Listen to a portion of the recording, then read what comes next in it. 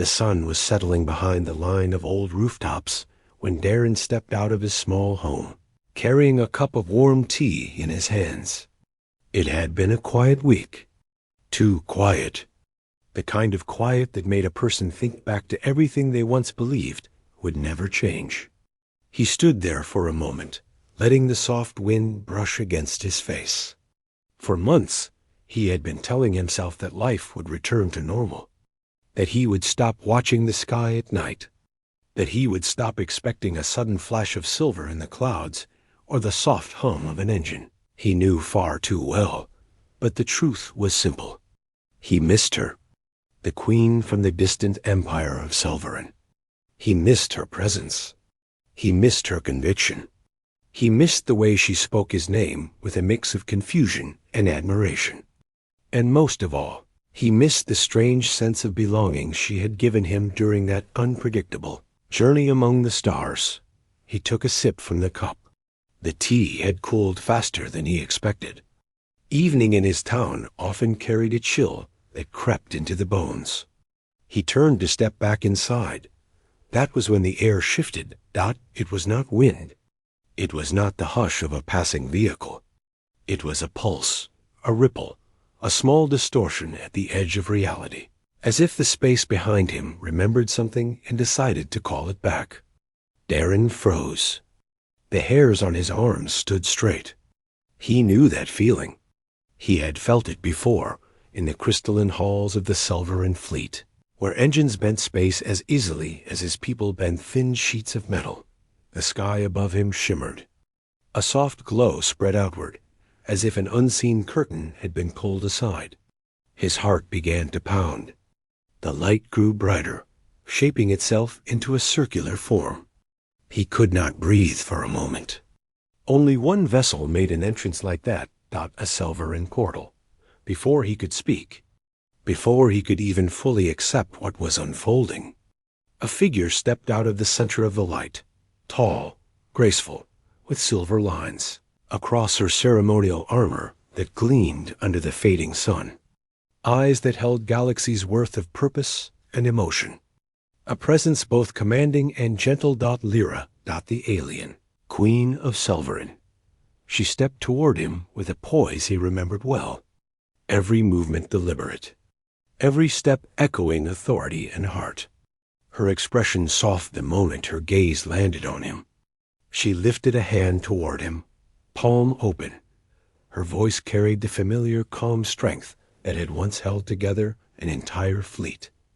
I missed you so much. Human. Let's return. Darren stood there, unable to move. It was as though his thoughts collided in every direction at once. He had rehearsed hundreds of conversations in the months since they parted. He had imagined what he would say. But now, standing before her again, all words escaped him. Lyra, he said at last, barely above a whisper. The queen seemed relieved to hear her name from him. Something in her posture eased. She stepped closer until she was only a breath away. The portal behind her remained open, glowing softly as if waiting for her decision. I came for you, she said. I have come to take you back to where you belong. Darren felt the wind shift again as the light around her flickered. His chest tightened. Back to where he belonged. Those were heavy words. Words that spoke of a life he had never expected to have. A life among a species that once saw humans as distant curiosities. A life filled with responsibilities, decisions, and dangers. A life tied to a queen who had trusted him when her own council doubted her choices.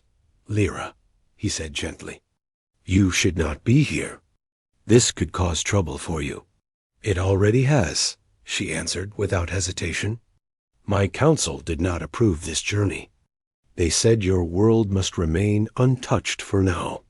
They said you must stay here. They said we should not risk diplomatic friction without clear reason. And you came anyway, Darren said. Of course, she replied. Her tone held no guilt. No fear. Only certainty. Darren swallowed. But why now? You vanished for months. I thought the Empire needed you. They did, she said. "But I needed you more." Those words hit him with unexpected force. The queen of an entire interstellar realm had crossed countless warnings and restrictions simply to return to him. For a moment, he was overwhelmed. The world around him seemed too small to contain the weight of it. Lyra took his hand carefully, as if she were holding something fragile. Her touch was warm, familiar, steady. "Come with me," she said. "There is a place prepared for you, a life waiting for you. You changed our course once. You helped us see what unity with other species could mean. I cannot lead my people while a piece of my resolve is missing." Darren looked down at their joined hands. He remembered the first time she had reached for him on her ship, not as a ruler giving orders, but as someone searching for truth. He remembered the way she had defended him during tense negotiations with rival factions. He remembered the way she had looked at him when he stepped onto the final shuttle home. A look that told him she did not want him to go. He let out a slow breath. "Lyra, I do not know if I am ready.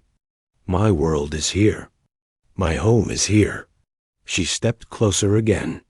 "And yet your eyes look at the stars every night. You think I do not know this. I send watchers to ensure your safety. They told me you always stand outside at sunset. You look as though you expect something, someone." He felt a rush of emotion he had not prepared for. "That does not mean I belong somewhere else. It means you belong with those who understand the strength in you," she said. Darren shook his head lightly, trying to gather his thoughts. "Your council will not welcome me." "Not completely." "They will," she replied. "If they do not, they will adapt. They follow my lead. They know your presence changed me, and they know the Empire needs change." He stepped back slightly, though not far from her. "What if I am not enough? What if I cannot be what they expect?" "You are more than enough," she said. There was no hesitation in her voice. No doubt, only conviction. She had always been this way. A queen who believed in her decisions. A leader who embraced the unknown with open eyes. And he realized in that moment that she was not simply asking him to return.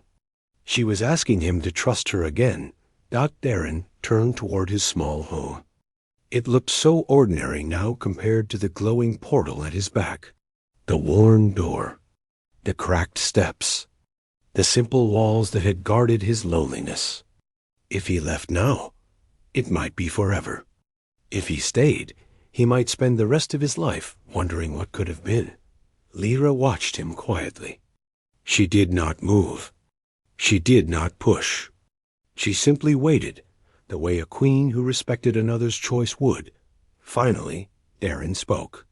"If I go with you, what happens next?" "Next," she said, "you walk beside me. Not as a subject, not as an outsider, but as someone I trust above all others." "And what about my world? Will I ever return?" "If you wish," she answered. Selvarin does not claim what it cherishes. It protects. It honors. It does not imprison. He looked into her eyes. They were steady, filled with a soft glow from the portal behind her. There was no hidden command there. No throne demanding obedience. Only sincerity. Darren took a deep breath and made his decision. "I will go with you." Lyra's shoulders relaxed, as though she had been holding her breath for hours.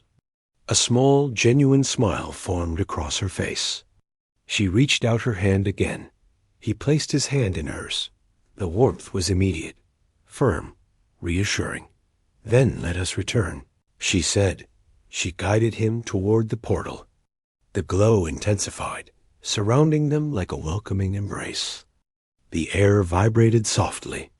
The light brightened until it blurred the outline of everything around them. Darren closed his eyes.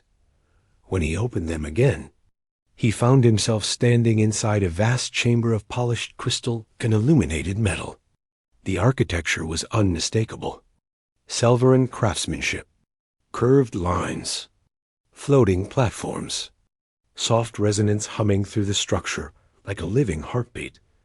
He could smell the familiar trace of their atmosphere. He could hear the distant echo of activity across the ship's corridors. It felt both surreal and strangely comforting. Lyra stepped forward and motioned for him to follow her. She led him through corridors filled with dim violet light, a color meant to evoke calmness during interstellar travel. Selvarin guards bowed their heads as she passed, though their eyes widened slightly when they saw Darren. Some looked surprised, others curious. A few seemed quietly pleased. They entered a central hall where a translucent map of the surrounding stars hovered in the air. The vast empire of Selvarin glowed in soft blue lines.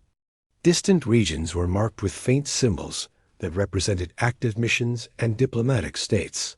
"This is where we begin," Lyra said.